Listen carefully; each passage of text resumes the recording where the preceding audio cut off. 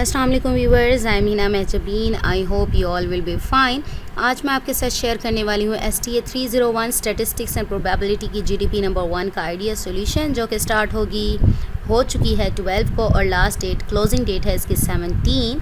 But idea solution share करने से पहले अगर आप मेरे चैनल पर न्यू हैं दैन प्लीज़ मेरे चैनल को सब्सक्राइब कर दें और बेल आइकन को क्लिक करना मत भूलेगा, ताकि अपकमिंग लेक्चर्स और डिफरेंट असाइनमेंट आइडिया सॉल्यूशन के नोटिफिकेशंस आप तक पहुंच जाएं।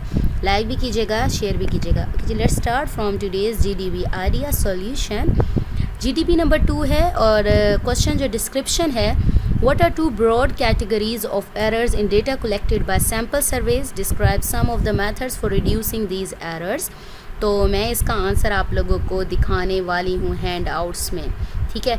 तो ये मेरा आइडिया सॉल्यूशन है, आप इस पर को इंटरनेट पर सर्च करें, आपको बहुत सारा डेटा मिलेगा। यहाँ देखें, sampling is the only feasible possibility where test to destruction are undertaken or where the population is effectively infinite. The next two important concepts that need to be considered are those of sampling and non-sampling errors. यानी sampling सर्वे है, उसमें आपने 2 possible types है, sampling and non sampling errors हैं। ये 2 errors हैं, ये जो ब्रॉड कैटेगरीज ऑफ एरर्स हैं। अगर आप इसको इंटरनेट पर सर्च करते हैं कि 2 broad categories of errors in sampling space, then ये दोनों आते हैं। इसको सैम्पलिंग के जो सैम्पलिंग एरर्स के बारे में तो कोई इतना ज़्यादा उन्होंने रिड्यूस करने का कुछ नहीं दिया, लेकिन इसको रिड्यूस करने के लिए अवॉइड किया जा सकता है, रिड्यूस किया जा सकता है। इसके कुछ मेथड्स दे दिए हैं, आप चाहें तो इसको अपनी वर्डिंग में राइट कर लें, चाहें तो आप लोग इंटरनेट से सर्च करें, इसके बारे में बहुत सारा डेटा अवेलेबल है। ओके जी, मैं आपको आइडिया सॉल्यूशन दिखा देती हूँ जो मैंने राइट किया है, अपनी वर्डिंग में राइट करना है। Don't copy paste, otherwise all students will be marked 0। Two major types of errors can arise when a sample of observations taken from a population: sampling errors and non-sampling error. Sampling error refers to differences between the sample and the population that exist only because of the observations that happen to be selected for the sample. अब वो कहता है sampling error कब होता है, वो difference आता है जो आपने सैम्पल और पॉपुलेशन जो है आपकी उसके दरमियान में, यानी पॉपुलेशन कितनी है और उसमें से आपने सैम्पल क्या होता है, यानी कुछ पार्ट आप उसमें से चूज़ करते हैं। That is only because of observation that happen, जो कि सैम्पल के लिए सिलेक्ट की गई हैं। यानी आप जो पार्ट तब एरर आता है जो आपको पॉपुलेशन टोटल गिवन है, होल पॉपुलेशन गिवन है, उसमें से आप कुछ पार्ट एज ए सैम्पल लेते हैं। Non-sampling errors are more serious and due to mistakes made in acquisition of data or due to the sample observations being selected improperly. यानी आपकी जो पॉपुलेशन गिवन है, आप उन्हें उसमें से जो भी डेटा सेलेक्ट किया है वो जो एग्जैक्ट डेटा था उससे थोड़ा चेंज है, यानी उसकी जो वैल्यूज़ थी ना, तो वो उसकी अकॉर्डिंग आपने नहीं किया, यानी रॉन्ग वैल्यू आपने इम्प्रॉपरली सेलेक्ट कर ली, चूज़ कर ली, तो ये एरर्स तब अराइज होते हैं, ठीक है। तो इसको रिड्यूस, हमारा सिर्फ ये बताना था ये एरर कौन कौन से हैं और फिर रिड्यूसिंग मेथड्स बताने थे।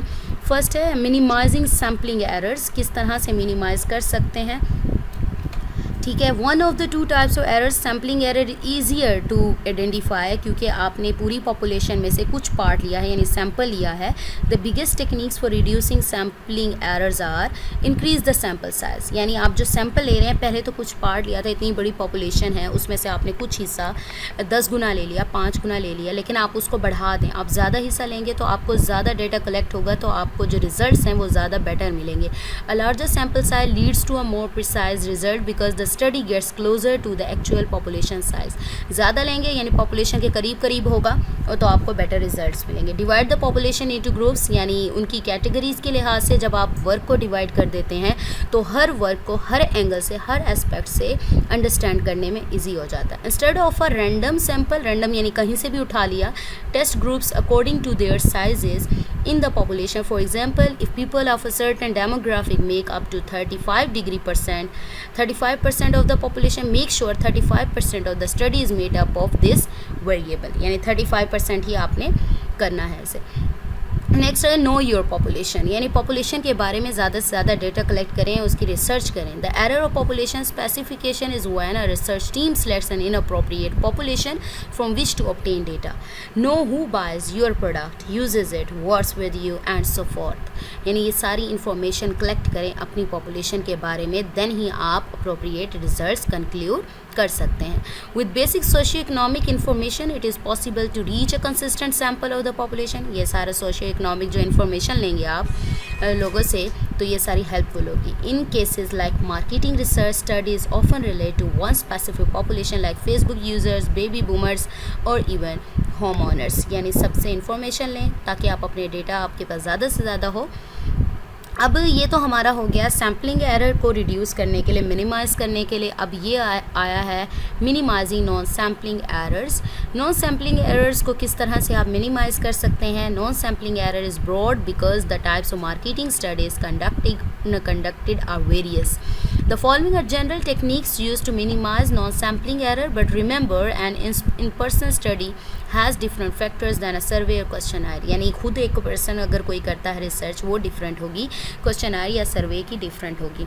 यानी इसमें क्या था कि पॉपुलेशन के बारे में आपने जो डेटा कलेक्ट किया, वो सिलेक्शन जो की है सैम्पल वगैरह की, जिस डेटा की कलेक्शन की है, सेलेक्ट किया है आपने, वो इनअप्रोप्रिएट किया, यानी गलत डेटा। जो असल वैल्यूज़ थी वो असल वैल्यूज़ नहीं है, उल्टा आपने गलत वैल्यूज़ ले ली हैं। फर्स्ट है हमारा रेंडमाइज सिलेक्शन टू एलिमिनेट बाइस। Select participants based on a random factor like choosing every fourth person on a list. ये नहीं कि आप एक ही तरतीब में चूज़ कर दे 1 2 3 4, यानी पहले 5 कर लिए आपने, सेलेक्ट कर ली और बाकी ठीक है एंड में थे उसको छोड़ दिया। नहीं, आप जैसे आपकी लिस्ट है 1 से 20 तक है, 5वें को चूज़ कर लें, 8वें को चूज़ कर लें, 12वें को चूज़ कर लें, 17वें को चूज़ कर लें। इस तरह से आप लोग चूज़ कर सकते हैं। तो ये नहीं करना, रेंडमाइज़ करें सिलेक्शन को। ट्रेन योर टीम, यानी डेटा कलेक्शन के बारे में अपनी टीम को आप ट्रेन करें। If the study is conducted by researcher, either use the same researcher to or be sure to train your team on the procedure. Training experience is essential। यानी data collection या फिर जो भी आप कर रहे हैं, ये सैम्पलिंग एरर्स जो हैं, नॉन सैम्पलिंग एरर्स, इनको अवॉइड करने के लिए आपको क्या है, अपनी टीम को ट्रेनिंग देना ज़रूरी है। नेक्स्ट है perform an external record check, यानी एक्सटर्नल रिकॉर्ड चेकिंग करें कि किस तरह से रिकॉर्ड आपके आए हैं, जो एंटर किया गया है वो डेटा करेक्ट है या नहीं। Human error occurs in entering data.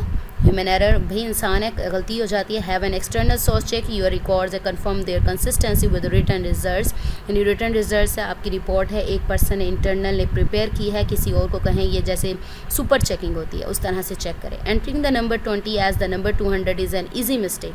हो गया ना, थी अमाउंट वैल्यू कितनी थी, 20 थी, और मिस्टेकनली इन अप्रोप्रिएट वैल्यू आ गई 200 कर दी। देखिए 200 और 20 में कितना डिफरेंस है।